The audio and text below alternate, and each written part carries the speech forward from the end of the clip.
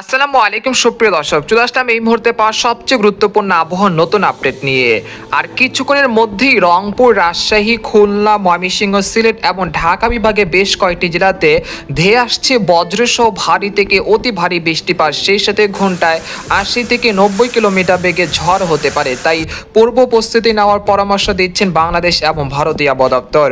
আগামীকাল ২৩ জুন মঙ্গলবার কেমন থাকতে চলেছে আগামী ২৪ থেকে ৪৮ ঘন্টা আবহাওয়া বাংলাদেশ থেকে শুরু করে ভারতের দক্ষিণবঙ্গ, আসাম, মেঘালয়, উত্তর থেকে ত্রিপুরা রাজ্যে আগামী ২৪ থেকে ৪৮ ঘন্টার মধ্যে কোন কোন জেলাগুলোতে নিম্নচাপের প্রভাবে বৃষ্টি ও বজ্রসহ ভারী বৃষ্টিপাতের সম্ভাবনা রয়েছে এবং আগামী ১০ দিনের আবহাওয়া কীরকম থাকতে পারে এবং ঈদের দিনের আবহাওয়া কীরকম থাকতে পারে, তো এই বিষয়ে আরও বিস্তারিত জানতে হলে ভিডিওটি সম্পূর্ণ দেখতে থাকুন।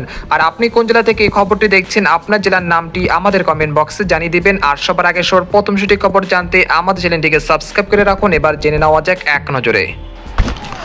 বন্ধুরা, এই মুহূর্তে আমরা সরাসরি উপগ্রহ চিত্রে চলে আসলাম। তো এখান থেকে আপনারা দেখতে পাচ্ছেন যে এই মুহূর্তে আবারও নতুন করে ভারী মেঘের আনাগোনা তৈরি হয়েছে রংপুর, রাজশাহী বিভাগের বেশ কয়েকটি জেলাতে, যার ফলে আজ মধ্যরাতের মধ্যেই ময়মনসিংহ, সিলেট, ঢাকা, খুলনা, বরিশাল বিভাগে বেশ কয়েকটি জেলাতে বৃষ্টি ও বজ্রসহ ভারী বৃষ্টিপাতের সম্ভাবনা রয়েছে। তো ইতিমধ্যে দেখা যাচ্ছে ঠাকুরগাঁও, পীরগঞ্জ, দিনাজপুর, পঞ্চগড়, তেতুলিয়া, দেবীগঞ্জ এই অঞ্চলে বেশ কয়েকটি জেলাতে বৃষ্টি ও বজ্রসহ ভারী বৃষ্টিপাত চলছে, যেগুলো আজ রাত ভোর ৪টার মধ্যে জলঢাকা, লালমনিরহাট, রংপুর, সৈয়দপুর, পীরগঞ্জ, বিরামপুর, গাইবান্ধা, চিলমারি, লালমনিরহাট এই অঞ্চলে বেশ কয়েকটি জেলাতে আজ মধ্যরাতের মধ্যে বৃষ্টি ও ভারী বৃষ্টিপাত হতে পারে। সেই সাথে ঘন্টায় ৪০ থেকে ৫০ কিলোমিটার বেগে দমকা ও ঝড়ো হাওয়া বইতে শুরু করতে পারে। একই সঙ্গে দেখা যাচ্ছে এই মুহূর্তে রাজশাহী, চাঁপাইনবাবগঞ্জ, তারপর রয়েছে মহানপুর, পেতনিখোলা, আক্কেলপুর, আদামদিঘি, বগুড়া এই অঞ্চলগুলোতে এই মুহূর্তে বৃষ্টি ও বজ্রসহ বৃষ্টিপাতের সম্ভাবনা তৈরি হয়েছে। ইতিমধ্যে বেশ কয়েকটি জেলাতে শুরু হয়ে গেছে। আর কিছুক্ষণের মধ্যে পটিয়া, সিংড়া, নন্দীগ্রাম, তারাস, কুষ্টিয়া, লালপুর, পাবনা, মেহেরপুর, চুয়াডাঙ্গা, তারপর রয়েছে মাগুরা, যশোর এই অঞ্চলে বেশ কয়েকটি জেলাতে আজ রাত ৩টার মধ্যে বৃষ্টি ও ভারী বৃষ্টিপাতের সতর্কতা রয়েছে। তাই অবশ্যই এই অঞ্চলে যারা রয়েছেন তারা পূর্ব প্রস্তুতি নিয়ে রাখুন। এছাড়া এই মেঘগুলো যদি তার শক্তি যদি ধরে রাখে তাহলে পরবর্তী সময় ময়মনসিংহ বিভাগের বেশ কয়েকটি জেলাতে আজ রাত বা আজ ভোর ৫টার মধ্যেই সরিষাবাড়ি, জামালপুর, নালিতাবাড়ি, ফুলপুর, ময়মনসিংহ, তিরিশাল এই অঞ্চলে বেশ কয়েকটি জেলাতে বৃষ্টি ও ভারী বৃষ্টিপাত হতে পারে। একই সঙ্গে টাঙ্গাইল, সিরাজগঞ্জ, কালীহাটি, নাগপুর, ধামরাই, শিবালয়, পাংশা, বালিয়াকান্দি, বানিস্থলী, ভালুকা এই অঞ্চলে বেশ কয়েকটি জেলাতে আজ মধ্যরাতের মধ্যে বৃষ্টি ও ভারী বৃষ্টিপাতের সতর্কতা রয়েছে। তাই পূর্ব প্রস্তুতি নেওয়ার পরামর্শ থাকবে।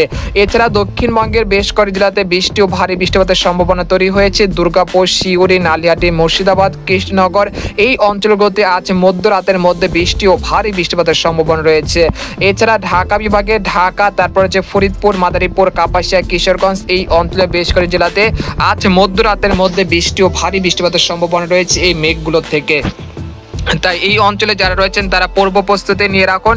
এছাড়া খুলনা, বরিশাল, চট্টগ্রাম বিভাগেরও বেশ কয়েকটি জেলাতে নতুন করে বৃষ্টি ও বজ্রবাহী মেঘের সঞ্চালন হতে পারে আজ গভীর রাতের মধ্যে, যার ফলে আগামীকাল মঙ্গলবার দেশের বিভিন্ন অঞ্চলে বৃষ্টিপাতের সম্ভাবনা আবারও পুনরায় বৃদ্ধি পেতে শুরু করেছে। তো আমরা সরাসরি ইউরোপিয়ান যে মেঘের বার্তা বা আগামী ৭২ ঘন্টায় কোন কোন জেলাগুলোতে সর্বোচ্চ বৃষ্টিপাত হতে পারে সেই জেলাগুলো আপনাদেরকে উল্লেখ করে দেখিয়ে দিচ্ছি।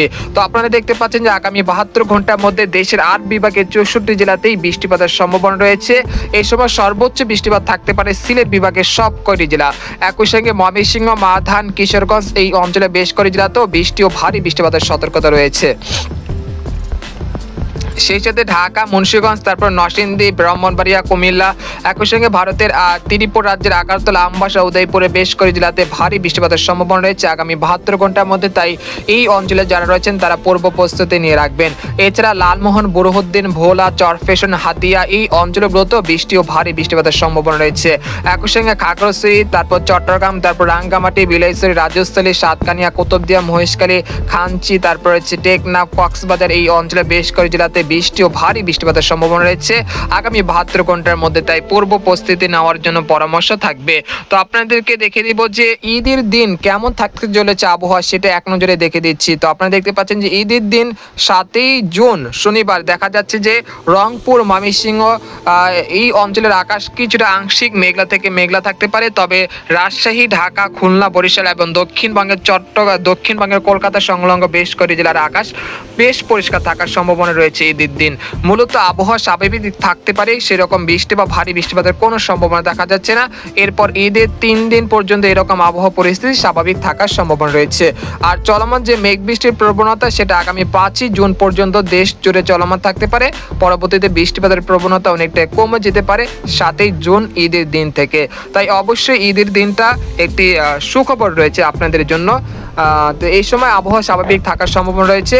আর বঙ্গোপসাগর বর্তমানে কিছুটা উত্তাল রয়েছে, তবে আগামী 72 ঘন্টার মধ্যে বঙ্গোপসাগর স্বাভাবিক হয়ে আসবে ইনশাল্লাহ। তো এই ছিল খবর। তো আজকের মতো এখানে বিদায় নিলাম। সবাই ভালো থাকবেন, সুস্থ থাকবেন। আল্লাহ হাফেজ।